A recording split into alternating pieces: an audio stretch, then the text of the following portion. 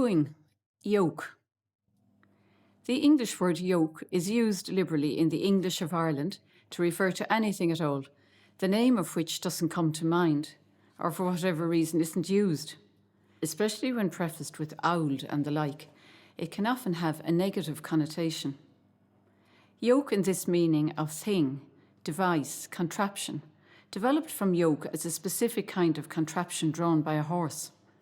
This in turn, of course, was related to the sense of yoke as a fastening put on a pair of horses to enable them to pull a cart or a plough. In Irish English, for whatever reason, there is a particular fondness for what is, after all, a very useful yoke of a word. There is nothing in the use of corresponding yoke words in Irish which might shed light on how a specific yoke came to be used of any old thing.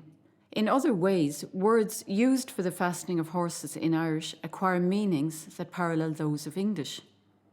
In the case of one such Irish word, corrad, meaning the yoke that bound two horses together, as well as to the plough, it came to specify the animals themselves also, as yoke in English can refer to a pair of harnessed horses.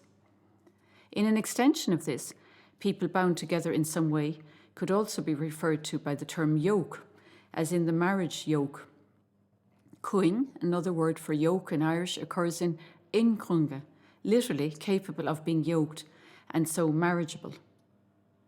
Yet another word for yoke, mom, is frequently found in common, common or joint yoke, a general term for marriage and indeed for wife as well. The sense of being bound in matrimony is also expressed by another word for wife, ban cheangal, in which cheangal alludes to the marriage contract or bond, though it can mean a physical tie or fetter in other contexts. In the case of one early Irish hero, Ochaig Feilach, his association with yokes had nothing to do with his marital status. A playful explanation of his epithet, Feilach, associates it with a further word for yoke, fedal, which was a particular wooden yoke for oxen. Ochaig is described as having yokes because, we are told, it was during his reign that a yoke for cattle was first constructed in Ireland. In a typically inventive discussion of the etymology of Feilach, other fanciful explanations of the name are also proposed, including the fact that it might be from Feil uch, a long sigh.